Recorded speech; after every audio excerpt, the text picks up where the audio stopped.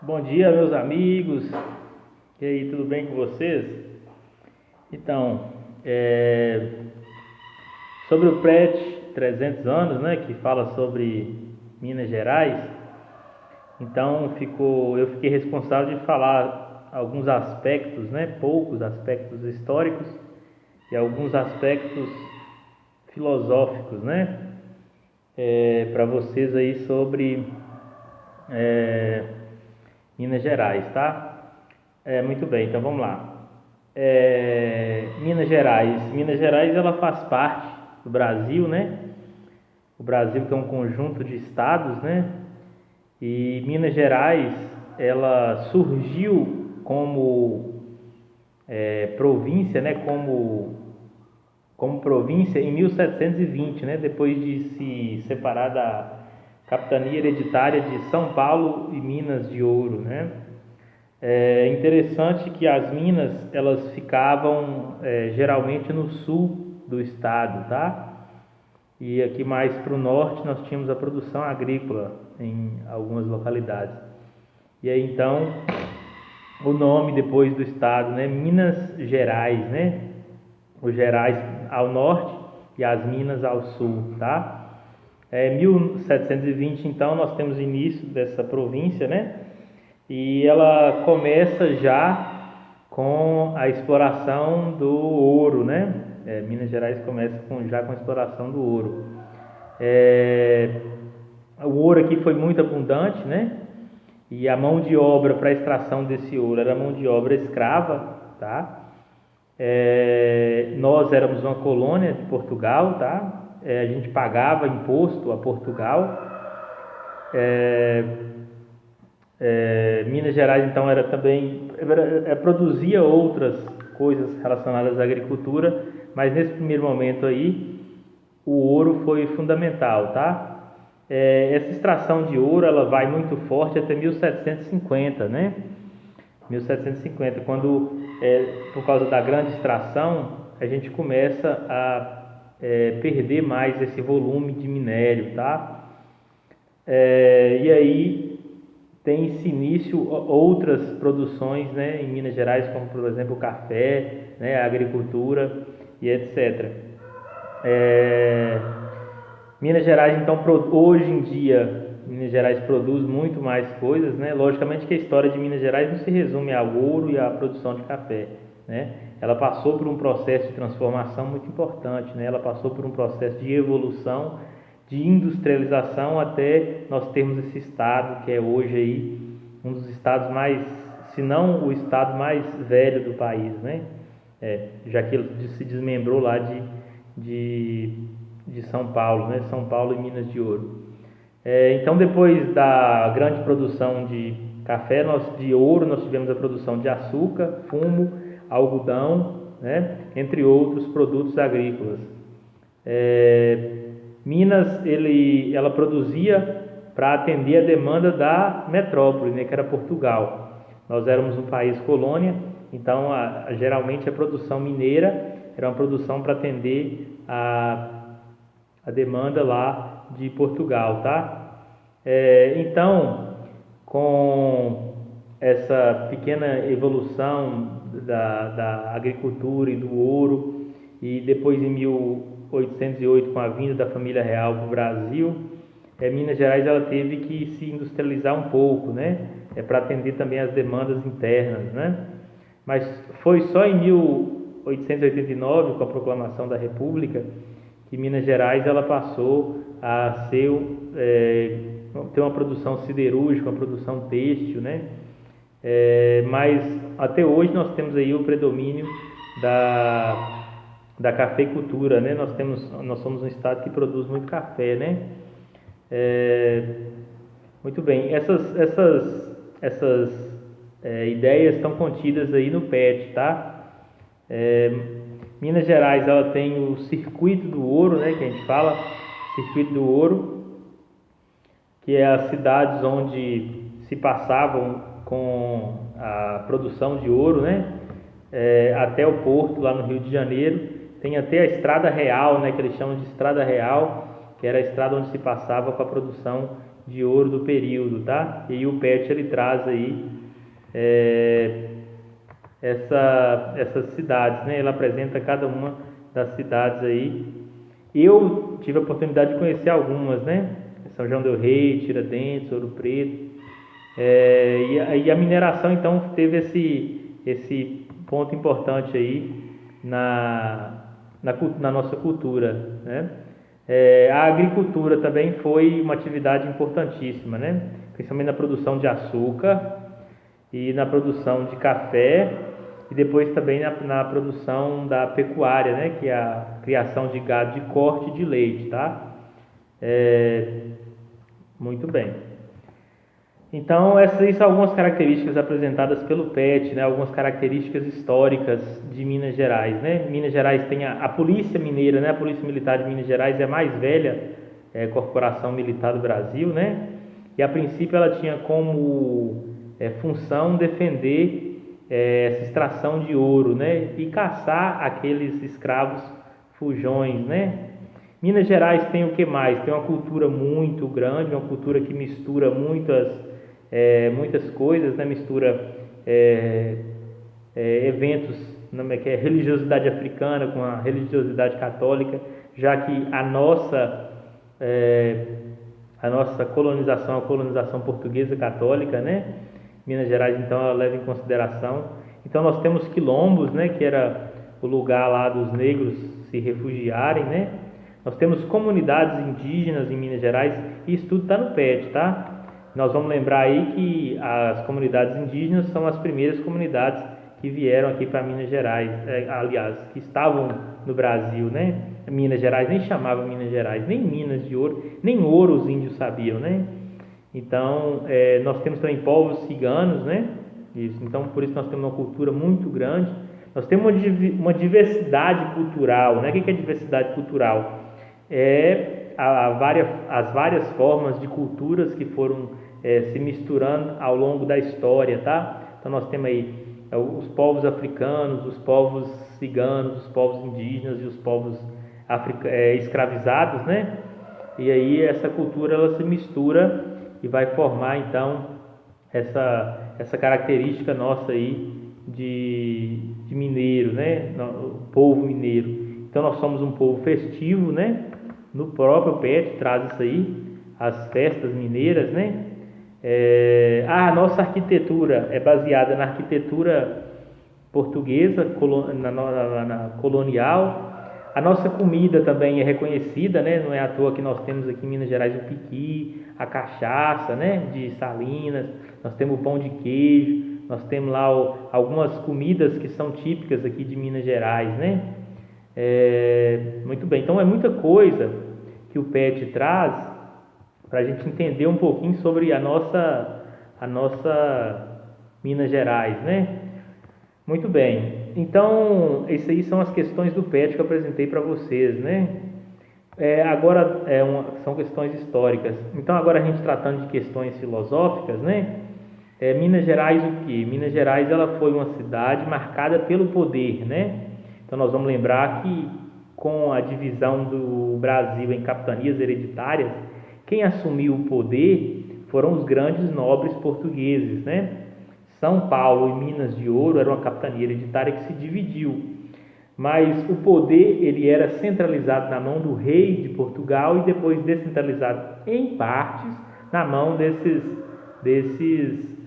senhores que comandariam essa capitania hereditária. Então Minas Gerais ela é marcada pelo poder, né? Pela imposição do poder. O Estado, né? O Estado, a gente falando de Estado, quem exercia o Estado aqui nesse primeiro momento de Minas Gerais? Quem exercia o Estado era Portugal, né? Então a gente pagava imposto a Portugal. 1/5, né, do imposto, 1/5 dos infernos, né? Que vocês viram a história, né? Que era a quantidade de imposto que tinha que se pagar a Portugal pela extração do ouro, né? Então a gente fala um pouquinho também, lembrando aí sobre a filosofia do período iluminista que provocou aqui em Minas Gerais a Inconfidência Mineira, né? A Inconfidência Mineira foi um movimento inspirado lá em 1789 pela Revolução Francesa, né?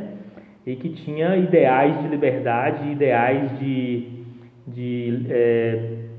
independência, né? E que foi descoberta, e nós tivemos lá o Tiradentes, que foi sacrificado, que foi morto, torturado por causa desses ideais iluministas aí de liberdade. Mas qual que é qual que é o plano de fundo para uma reflexão filosófica em relação à Inconfidência Mineira? As relações de poder, né? Minas Gerais era controlada pelo Estado português, né? E a Inconfidência Mineira ela queria retirar esse Estado e colocar um outro Estado que eles consideravam mais justo, né? Isso. Então, a imposição de um outro poder, né? E as pessoas pobres, né?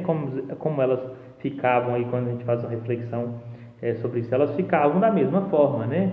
A preocupação não era uma preocupação de desenvolvimento social, não era uma preocupação de reforma agrária, eles não tinham essa preocupação. A preocupação era a imposição do poder, né? Do poder, nós estamos falando em relações de poder, né?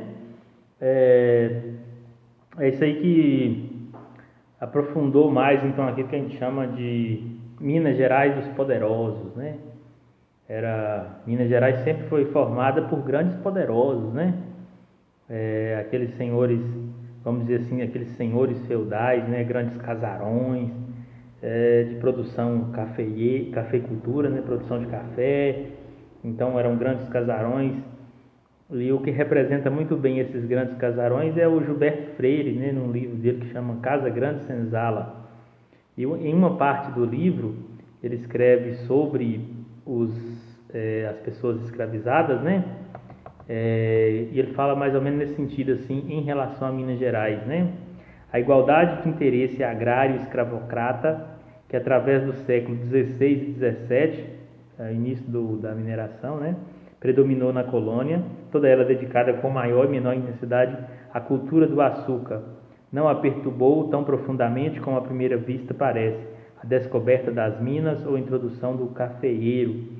Se o ponto de apoio econômico da aristocracia colonial, né, que é essa aristocracia que tinha o poder econômico, né, que tinha o poder político, né, que regia aqui as relações econômicas de poder em Minas Gerais, deslocou-se da cana-de-açúcar para o ouro e mais tarde para o café. Então nós tivemos cana-de-açúcar, depois nós tivemos a produção do ouro e depois a produção de café, né? E isso aí tudo foi uma forma econômica de se manter no poder, né? Essas pessoas elas vinham de Portugal, se estabeleciam aqui como grandes chefes, né? E elas tinham uma rede de trabalhadores escravos, né? Poucos trabalhadores que recebiam salário, né? E geralmente eram escravos. E daí elas iam compartilhando junto com a igreja, né? O seu poder, né? Compartilhando não, proliferando, né? Fazendo a rede de poder que eles tinham, que eles exerciam crescer na região ali que eles ocupavam, né? Então se manteve como um instrumento de exploração do braço escravo, mesmo porque a divergência de interesse que se definiu a diferença técnica da exploração econômica entre o Nordeste persistentemente açucareiro e a capitania de Minas Gerais, que é a nossa, né? E São Paulo cafeeiro, de algum modo compensou-no com seus efeitos separatistas pela migração humana que o próprio fenômeno econômico provocou, dividindo entre zona açucareira do Nordeste, mineira, né, que é a nossa, e cafeeira no Sul, como elemento étnico, o escravo de origem africana, que era a mão de obra aí, nesse Brasil, tá? O Brasil, então, ele foi tipicamente escravocrata nesse período, principalmente de ouro, né? Vale lembrar que no Brasil ainda tem regiões onde pessoas são escravizadas, né? E só para falar um pouquinho mais sobre a questão da escravidão em Minas Gerais, que é uma ferida muito grande, principalmente no nosso estado, né? Nós trouxemos aí uma obra de 1735, escrita por Luiz Gomes, né, que fala sobre a mineração no território mineiro. Então ele escreve assim, que na década de 1720, entre 1730, foram arrastados para o interior do país, aqui em Minas Gerais, 50 mil africanos, né? Somente em Vila Rica. O contingente de cativos saltou de 6.700 em 1716 para 20.800 em 1735. A vida dessa população, em geral, era muito dura, a jornada de trabalho era muito longa, árdua e não tinha descanso, né? Eles eram explorados. Esses senhores exploradores, né, que hoje são os donos das fazendas e que têm famílias muito ricas, né? Eles esperavam uma média de 12 anos de trabalho, né, dos escravos. Então os escravos sofriam muito, em condições muito pesadas de trabalho e principalmente na mineração, né? Então Minas Gerais, a gente tem que entender aqui de uma perspectiva sociológica e filosófica, que Minas Gerais ela não foi construída por esses caras que aparecem nos livros de história, né? Ela foi construída pelas pessoas escravizadas, né? As pessoas eram retiradas de seus lares, né? E trazidas para cá em navios negreiros e eram expostas a todo tipo de coisa, todo tipo de violência, todo tipo de doença, né? E quando chegavam aqui, elas eram vendidas, né? Eram vendidas para exploração mercantil, né? Eles trabalhavam a vida toda, não recebiam salário, comiam muito pouco, tinham uma vida muito sofrida, de muito trabalho, tá? E daí, alguns então, eles fugiam e formavam quilombos, né? Que eram quilombos eram lugares onde os negros tinham para se refugiar e ter uma vida livre, tá? A polícia, qual que é a função da polícia nesse primeiro momento de mineração? Era procurar os negros, né? Manter a ordem, de certa forma. Mas a gente sabe que uma das funções da polícia é a garantia da ordem do Estado, né? No Estado, aliás. E quem mantém o Estado são os grandes, né? São os grandes burgueses, tá? E nesse período aí não era diferente, tá? Então a manutenção do Estado, a demanda do Estado parte desses grandes burgueses, né? Que financiam o Estado, que financiam a política do Estado, né? Então Minas Gerais passou por isso aí, por essa escravidão. Os índios não podiam ser escravizados porque a Igreja Católica disse que os índios não podiam ser escravizados. Então abandonou-se a priori a escravidão de índios, né? Mas eles eram caçados e à medida que eram encontrados, eles eram obrigados a se converter ao catolicismo, que era a religião oficial da colônia e de Portugal, né? Ou então eles morriam, né? Ou morre, ou vira católico ou morre, né? Então muitos se convertiam e tinham que abandonar a posteriori essa vida de nativo, né? Essa vida de nativo. Então, para falar para vocês sobre Minas Gerais. Minas Gerais é um estado muito bonito. E aí, quando a gente traz esses aspectos filosóficos, quando a gente para pensar nesses aspectos, né? Faz uma reflexão filosófica e sociológica, a gente entende que Minas Gerais ela é bonita hoje, ela tem essas características hoje por causa do esforço, né? Por causa do suor, do sangue negro, do sangue indígena e do sangue daquelas pessoas que eram mais pobres, né? Que vieram para cá para dar a sua vida por esse solo, né? Então nós fomos construídos em cima de sangue, né? Minas Gerais foi construído em cima de sangue.